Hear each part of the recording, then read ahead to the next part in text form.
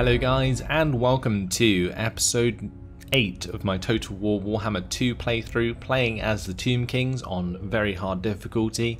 And today we are going to be moving on with King Thutep and Settra towards the second book of Nagash. But before we do, as always, I'm going to be checking my diplomacy just to make sure that we are taking advantage of as much trade as we can. It seems like the bowmen enjoyed us taking out the dwarves. You can see the military actions against Karak-Zorn there, giving us 36 relations with them, opening up trade opportunities. The rest of my trade partners are slowly decaying their relations, so that kind of sucks. But with Orion's camp right here, I'm very tempted to have a quick look to see if I can take that. Because if it's undefended, I might just destroy the Bowmen of Orion before we start heading south. Because Orion's camp is a singular settlement at the heart of the jungle here, and that would be quite easy for us to manage. So let me just move Thutep down here. Or actually what we could do is just get our Necrotech to go have a look without actually moving our army. Yeah, Orion's camp is very undefended. Interesting. If I move closer for the end turn, I can remain with the replenishment. I can recruit myself an extra unit into this army. And then we can move on and attack Orion's camp in the next turn. I think that would be a pretty good shout. Their strength bar in the diplomacy was pretty low as far as I'm aware. Yeah, they are strength rank 59 at the moment. Easy pickings indeed. Actually, let's not build up the skeleton spearmen because we will want to get the Necrotech back into Settra's army. That's where the extra slot came from. I always forget about that. 2 turns until we can recruit Tomb Guard, which is very nice indeed.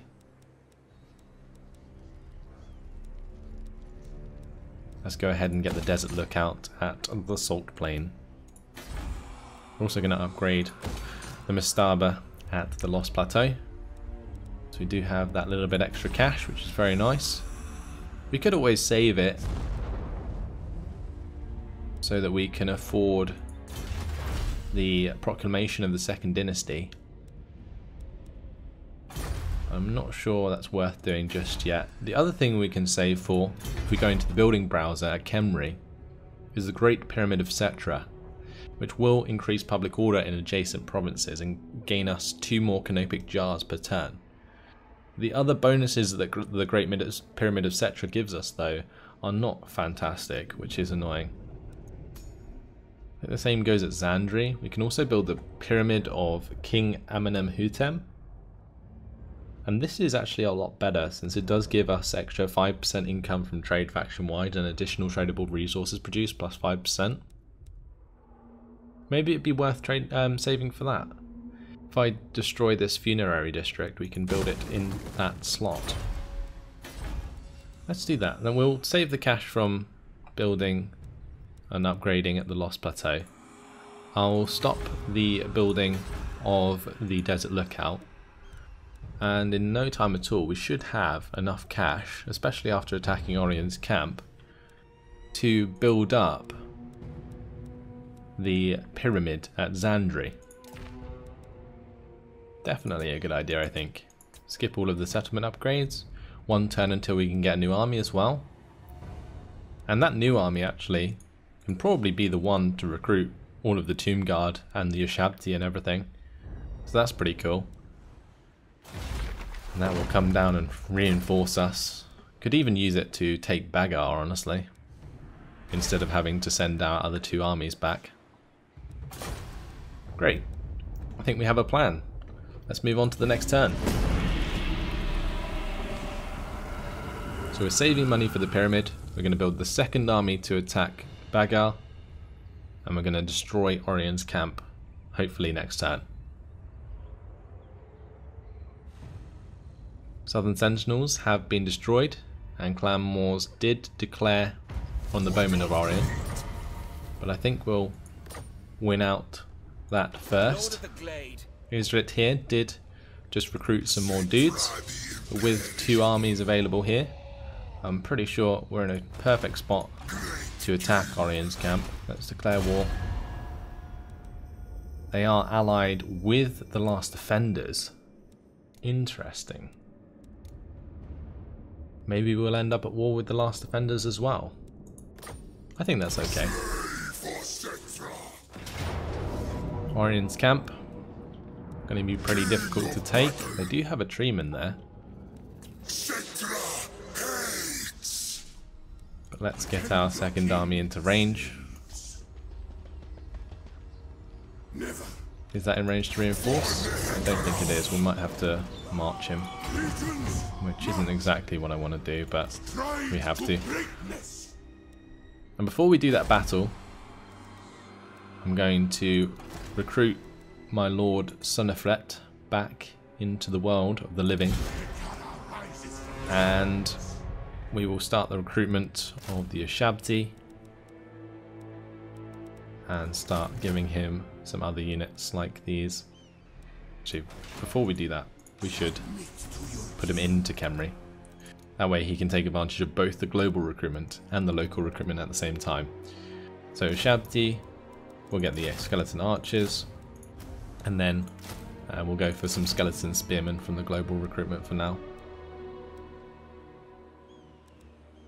Saying that, however, I'm more likely to fill my army with Tomb Guard if I can. I'm trying to think how many we will be able to get. So we'll get 3 Tomb Guard unit capacity from the Royal Barracks, and we'll get an extra 4, I think, from Settra.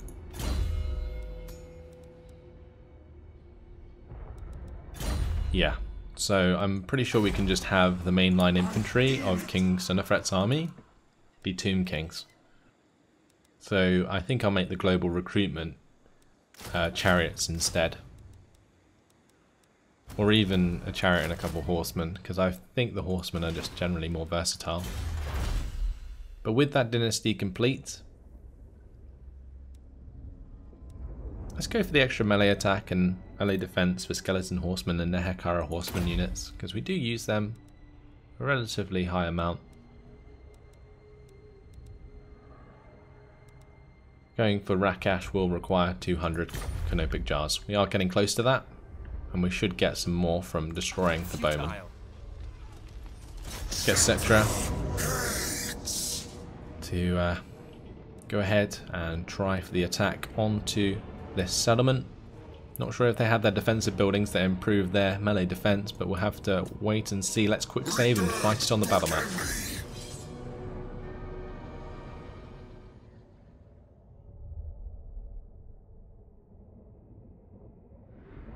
So I'm pretty sure that even if they did have the melee defense bonus, that we would just be able to overwhelm them.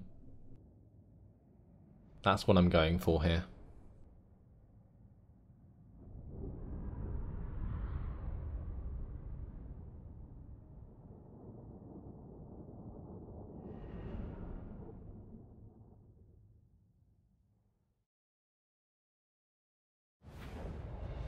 Okay, so our big army has arrived. The secondary army is coming in right behind us, which is fantastic. I'm hoping that the Casket of Souls from Thutep will cause them to come and attack us, which would definitely work out a lot better. Let's start the deployment. I'm just going to make a spear wall like so. We'll have the Nehekara warriors on the flanks, with all of my skeleton archers behind. We'll turn off their skirmish. Have the skeleton chariots in the forest to the right side, I guess, with the Nehekara horsemen. Actually, probably best to have them on the left side, because the Nehekara horsemen can hide on their own in the forest. Khemri Morsphinx can stand in the mid with Settra, and we'll have the Necrotech there as well. Great, I'm pretty sure that's everything. Let's start the battle. We'll wait for our reinforcements to come in to speed things up.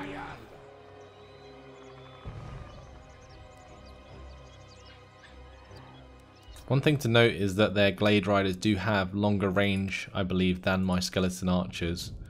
But we still might be able to engage them if they stand still. Let's get the infantry here to run forwards from the reinforcing army.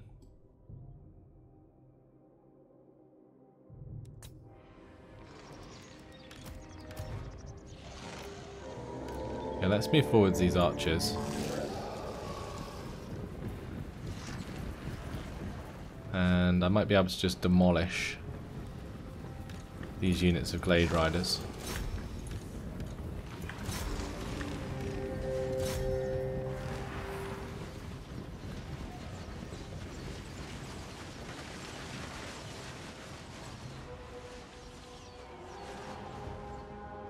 Nice. Right, let's get my other archers up here. The Glade Riders are totally done. Good. Right, we're going to put all of the archers into the same group, I think. Gonna make sure their skirmish is off. We'll bring them back behind our lines, or maybe just keep them in front of our lines for now.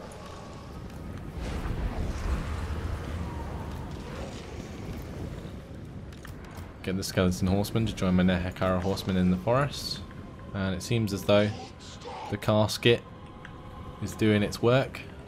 We'll force the opponent to attack us.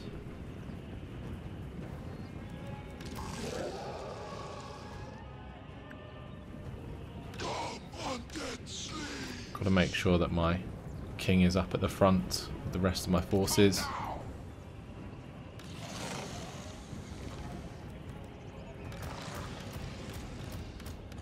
I'm going to make them group 2. These can be group 1. My 2 lines of infantry. They are able to go over this water by the looks of things. I wasn't sure if that was the case or not. I'm going to swing my Nehekara Horsemen over to this left side to deal with these Wild Riders. And we are being attacked currently by Deepwood Scouts and Glade Guards soon. So I might have to bring all of these archers back. We'll put them into a new group and have them tucked behind my main line. And soon I guess we'll just run forwards and harass them once again. Like I can just get my infantry line to roll on forwards, and that will screen for my archers.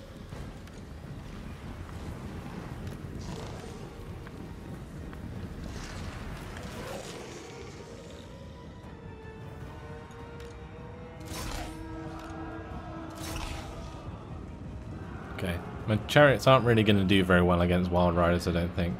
That's why I'm bringing over the Nehekara Horsemen, just so that I can try and make that engagement work. Meanwhile, we'll go for the attack onto the Glade Riders, I think, with the casket. And we'll make sure to engage the treatment with Settra. And also our Khemri War Sphinx here. Necrotech can get involved. And we'll make sure that my Tomb King is getting forwards as well. Alright, so I wanted to turn off skirmish, not fire at will. I wondered why my archers weren't firing. That's kind of silly. I might put them all onto guard mode as well, so that I can target the Glade Riders and they won't run off on the Glade Riders retreat.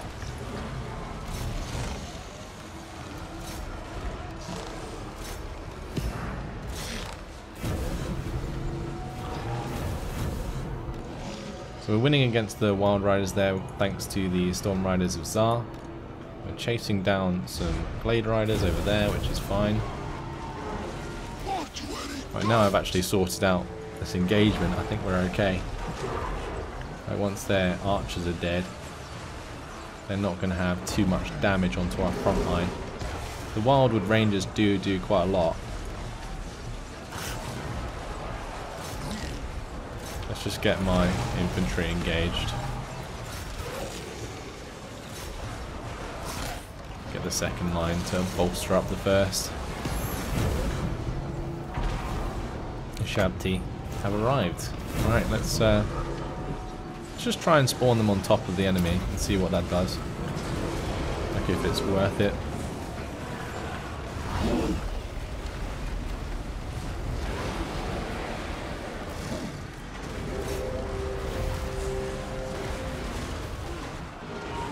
I think it does disrupt the formations quite a lot. Anyway, it's time to get our horsemen to come round the flank. Got a couple chariots here as well we're not using.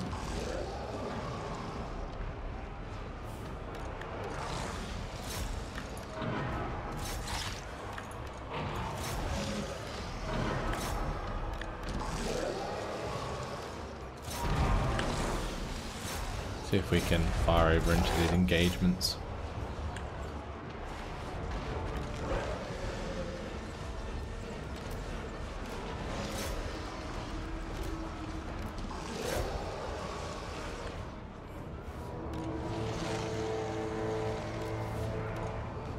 Almost a chain route, I think.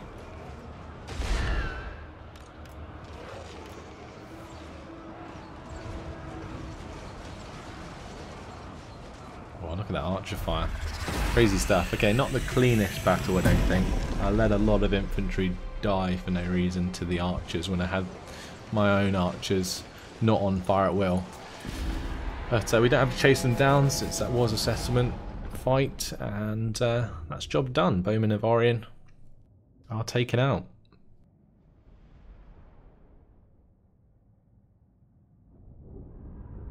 They still have Bagar. And now we have to deal with the last defenders, but it all leads in the same direction towards the second book of Nagash, so I think I'm okay with that. So occupy it, and well, the god of the Wood Elves is not going to be happy about that. Taking Orion's camp off the Wood Elves entirely.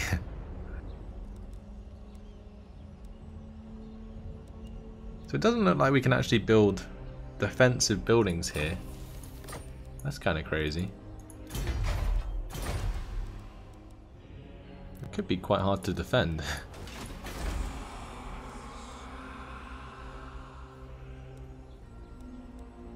Oh well. What do we want to build here? Probably an obelisk. We need to sort out the public order.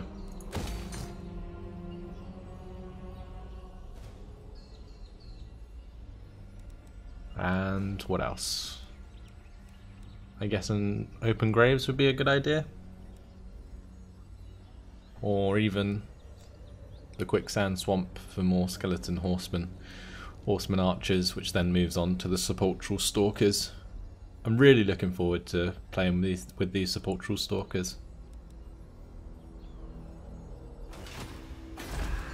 Actually, I'm not going to build anything there because we want to save the cash for that pyramid, don't we? So that will do. We can set a commandment straight away, so I'm going to go with the replenishment again. Settra leveled up, so we can go for the immortal king of Nehekara, but I guess we'll just go for the trampler of the ages first to get the extra speed for the army, because that's actually pretty useful in that our units are normally quite slow.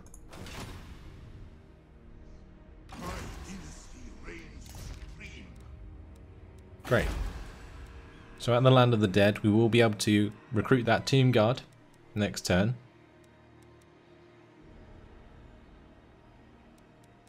And we're going to ignore the settlement upgrades for now. We have 167 canopic jars. Only 33 off getting our new leader, which is nice. As for our rights, we have the Great Incantation of Shrah available in one turn. Pretty big deal actually, because we might be able to colonize some ruins. Like if we raise a settlement, we can then recolonize it with that Necrotect and make it immediately level 3. Now the Golden Tower here I'm not sure if we want a golden tower, but we definitely have to go and destroy it. We can then move on to the Temple of Skulls, which we will probably want to take. I'm not sure if the Cursed Jungle is owned by anybody, but that might be a target for a Necrotect. Let's end the turn.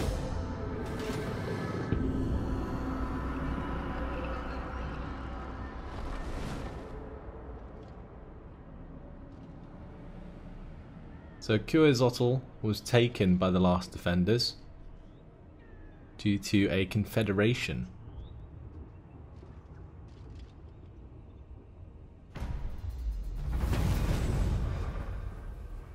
So quest successful. The Blessed Blade of Shrah. Obtain access to the following resources: marble, golden idols and gemstones. I believe this is the first part of one of the special quests specific to Settra to get himself a weapon. So let's read this. The Golden Age is long past, but Settra, in his infinite pride, will see it born anew. As a symbol of intent, he demands a statue be raised in his image, one worthy of the greatest ruler that has ever walked the earth. It must be an effigy of pure magnificence. Settra issues his orders. Only the finest materials may be used in its construction. Carsabar marble, Tillian gold, and black opals from the Sylvanus. Anything less will arouse his severest displeasure.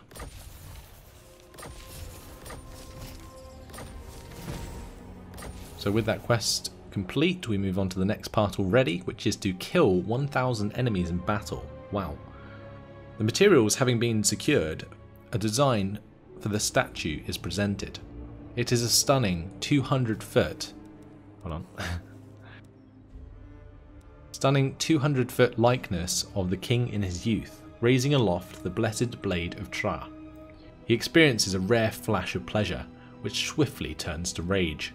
His blade, ensconced still in its reliquary, that none might grasp it while he slept. It must be returned. But first, fresh labourers must be raised for the statue's completion. Settra demands nothing less than a massacre. And by completing that, we get Nehekaran Pride, which is extra public order in all provinces for 10 turns. And we also get minus 15% construction costs for all buildings. Crazy.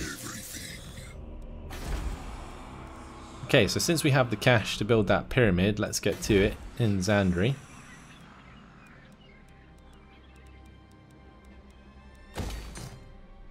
And now we can build Tomb Guard, we may as well.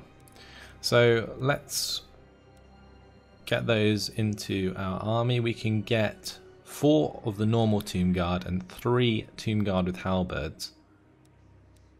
Tomb Guard with halberds have less melee attack, but the anti-large and the normal Tomb Guard have a decent amount of melee attack and melee defense. Honestly, the stats aren't as good as I thought they'd be. I mean, I know we've been playing around with Tomb Guard in Settra's army briefly, but I don't know, it just seems odd that they aren't as good as I thought they'd be. So I'm going to go like so with the Tomb Guard, and then we'll fill out the rest of the army with more archers. And also some horsemen and chariots. So we have 2 more slots. Maybe a couple of skeleton horsemen archers. Or maybe just some skeleton warriors to sort of hold our flanks. So no, our front line is 7 units of Tomb Guard. So I don't think that's going to fall very easily.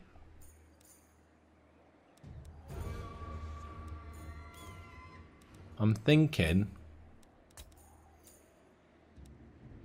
1 more skeleton chariot. Actually, 1 more skeleton horseman archer and 1 skeleton warrior. Just to finish things off.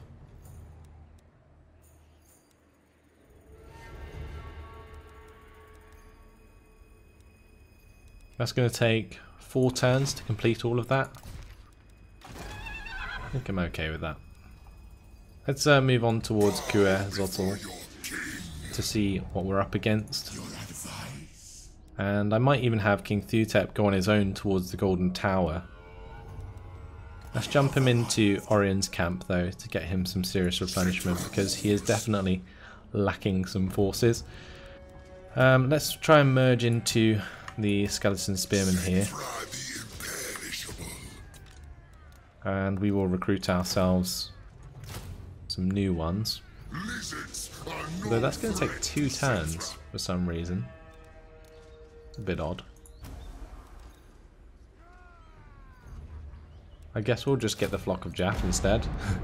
And what I'm going to do is replace one of these skeleton archers with low unit ranks with the Blessed Legion of Fath. Nice. So we have 2 regiments of renown now in Settra's army. He will replenish quite a lot in the next turn. So will King Thutep. Let's just get the Charnel Plaza in Orion's camp for now.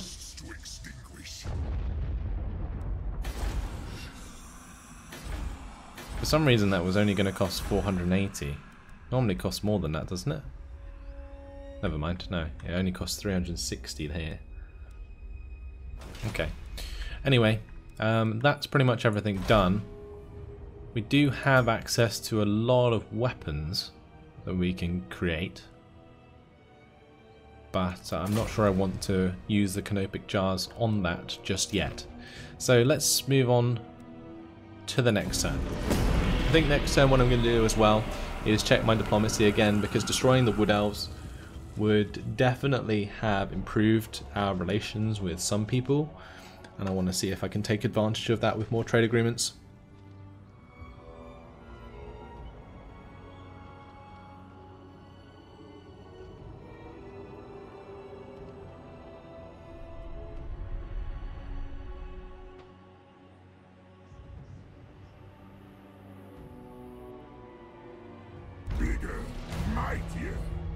Okay, so Settra is probably good to go and take Quetzalcoatl, I think.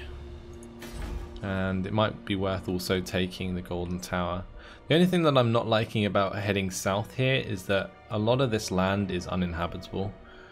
Well, not completely uninhabitable, but you can see here it's got unpleasant climate, which is not good at all.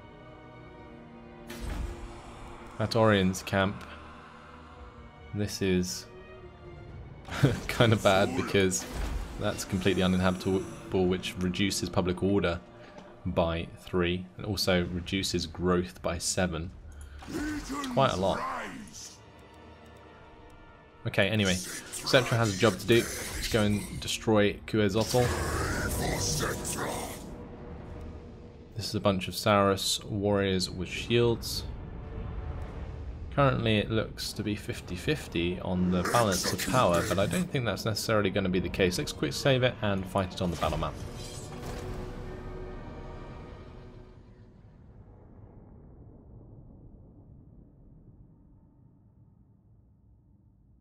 So I'm not sure if taking this settlement is a good idea or not. Part of me wants to say that I may as well. Another part of me says that I want to raise it, but then again I don't want the Skaven to sort of get their hands on too many settlements.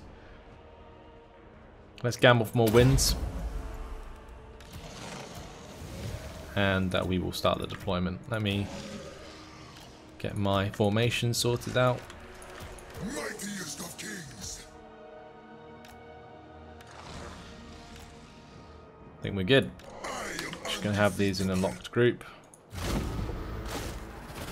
and we will move forwards. Well, I think they're coming towards me, aren't they? Not entirely sure.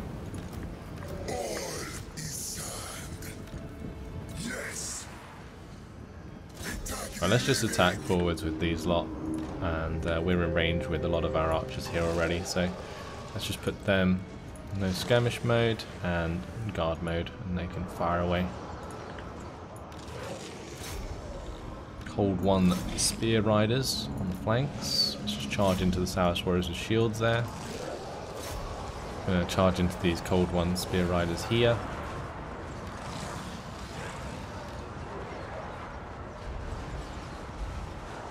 And I'll also have the Flock of Jaff come down. Although we could come over here, I think, and maybe bomb these guys. Actually, maybe not. And let's finish off these Cold One Spear Riders first.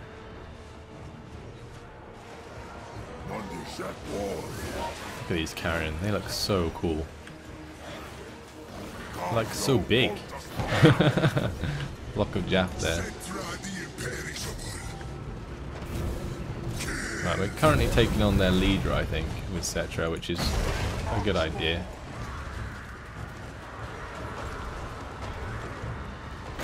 Buff up Settra. And what I need to do is put the protection onto this Nehekara warrior unit because they're taking a lot of damage. I think all my archers are firing away.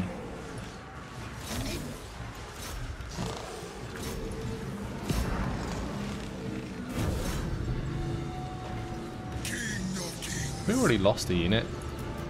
Yeah, my skeleton chariots are being wrecked by the Cold One Spear Riders. That's not what we want to see at all. Get my Nehekara Horseman to engage with the Cold One Spear Riders. Pretty sure these skeleton chariots are dead, so we're just gonna have to let them die.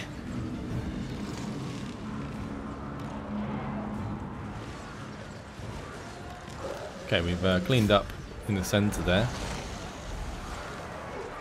Let's make sure that we make sure these skeleton spearmen don't die unnecessarily. Khemri and War Sphinx to help us out. Let's make sure we're killing off more of these chameleon skinks.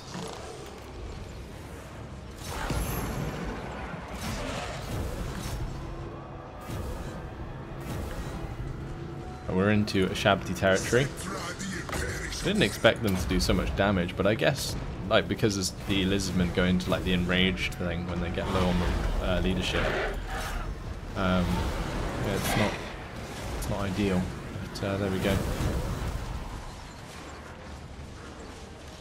We did lose the Regiment of Renown. Flock of Jaff has not really done anything, so let's get them back into the fight over here.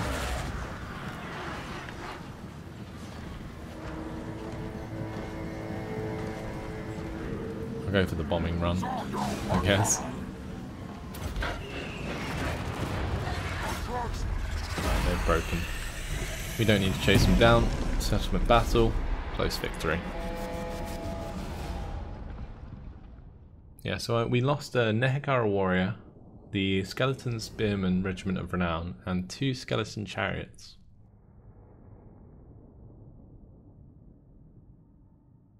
Not particularly happy about that. But we'll be okay.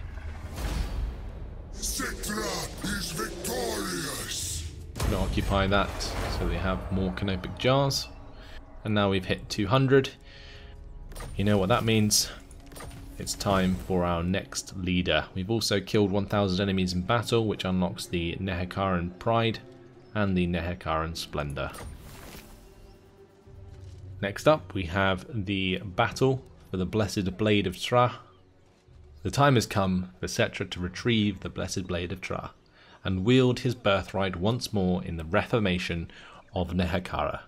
Drawing close to the blade's resting place in the Charnel Valley, Settra's scouts report activity. A glory-hunting alliance of dwarves and men is here in force and approaching the lit reliquary. The fires of fury are stoked within Settra's withered heart. Larcenous dogs. They dare to defile this place. Settra will send a mighty tribute to the realm of souls this day. That looks pretty crazy. But it would be good to get the Blessed Blade of Shrah for the extra public order in all provinces. But we're going to have to wait to do that. Maybe not in the next episode. Maybe a bit later down the line. Once we get Settra a more suitable army. But for now, that's all. Hopefully you guys have enjoyed it. Thanks for watching, and I'll see you in the next episode. Goodbye.